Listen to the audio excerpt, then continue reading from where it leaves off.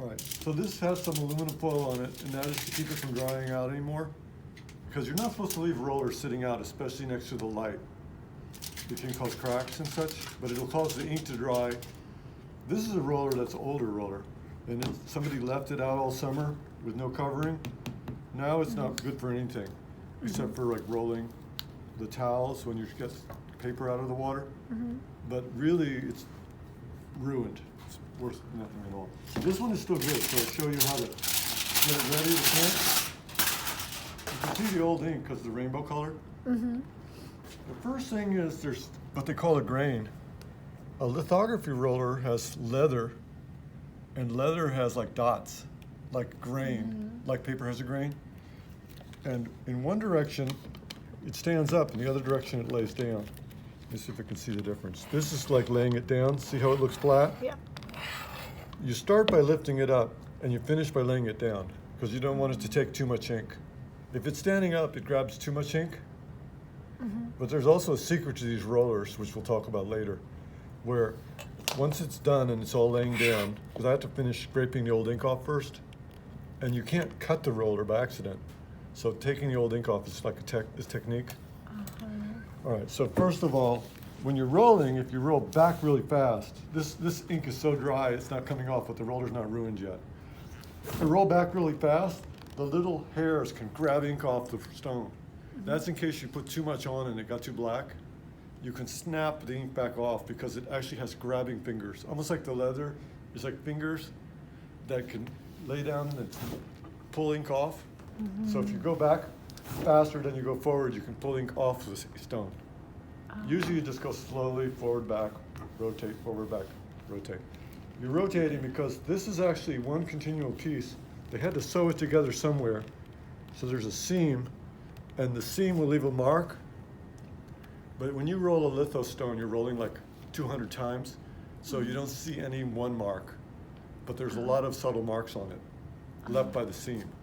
That's the reason you rotate the roller, to make the seam land in a different spot each time. So now I'm going to finish scraping. I started scraping this. I got it mostly done. I have to first figure out which direction I'm scraping. So this is the direction to take it off. This stands it up. See how it looks kind of fuzzy? I have to make this a little bit round. So these knives are pretty important. We use them for moving the grease on the tympan, but we also need them for this roller. So I wiped up all the grease off of it. Then I come forward, and there would be more if the ink wasn't so dry. So I take the dried ink off.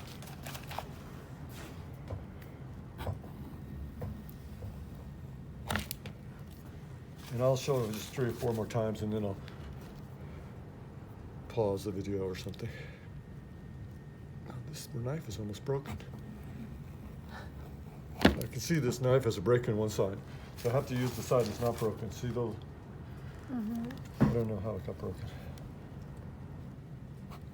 We have several of these knives. So this, I'm lucky I caught this in time. 6 months from now, it could be ruined like this one. Yeah. And I need it for myself too, not just so the school could have it. Everyone needs. When you first buy a brand new roller, little pieces of leather come off in your ink.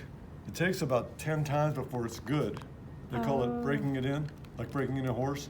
So this roller is worth more than a new one because there's no more pieces coming off when you're rolling the ink. The leather is all come off that's going to come off, and that was the last of it. Probably a little more around here.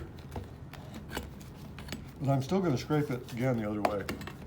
Now, I'm laying it back down. See how much shinier it looks? So I can tell when I'm done, when it's shiny all the way around. But as I lay it back down, I'm also getting a little more grease, a little more ink off. The ink plus any pieces of sponge, plus any asphaltum. There's other things to use in lithography that could be in the ink. So this gets the roller really clean too. Awesome. All right, that's enough. So you've seen, so I'm going to finish all the way around and I'm done. Wait. Okay, go ahead. 2 of the popular black inks for lithography are 1796 And 1796 is a glue ink. It's kind of shiny because it's more oily, more oil in that ink. And 1803 is a very stiff ink. It's so stiff that people think it's bad. Dry, it looks like it's dry. When you take a piece out, then you have to like start warming it up a little at a time until it like moves. At first it feels like frozen. You almost have to heat the molecules and it moves better and better if you keep moving it. But once you can move it a little bit, this part over here we got warmed up. Then we can mix them together. We want about 50-50. So this is a little too much, right? Okay. I want the same amount.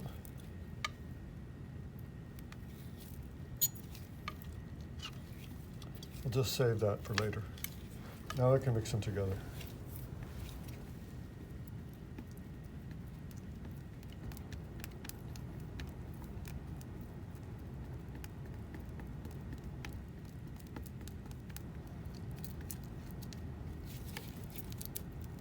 If I didn't move this ink around and warm it up, move the molecules around until they were like moving better, this would never mix together because it would just roll around.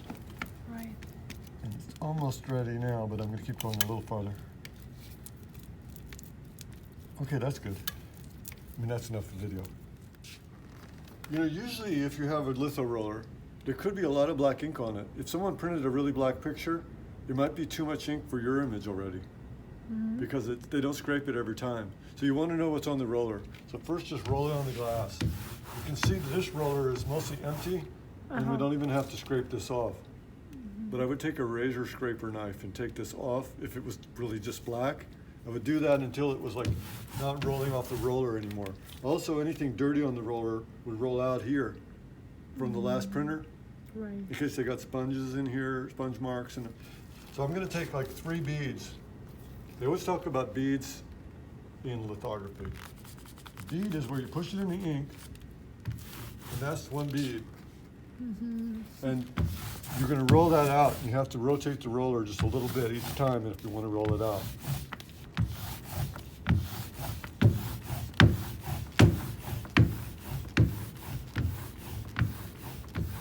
But I'm going to take maybe 3 beads. So that's 1, 2. I think just 2. 2 beads is enough. Some people say you should almost be able to see right through the ink. They don't like to start too much because they're afraid they could hurt the picture with too much ink. But 2 beads should be safe. Our mixture is half stiff ink, half 1803 and half 1796. So it's pretty safe ink. If this is 1796, maybe we'd only take 1 bead. This ink is enough for like 50 prints because every 2-3 prints I could take 1 more bead. That's a lot of beads there because it's so stiff, only a little comes on the roller each time. It's thicker, it's enough for like, and it has to be very even. You know, when you lay out ink, you have to keep the knife straight up and down so it like pulls it forward evenly. If you go like this, it might leave a big bump. If you leave a bump in there, it might put a lot of ink on the roller in just one spot. This has to be really even. No bumps, no mountains, really even.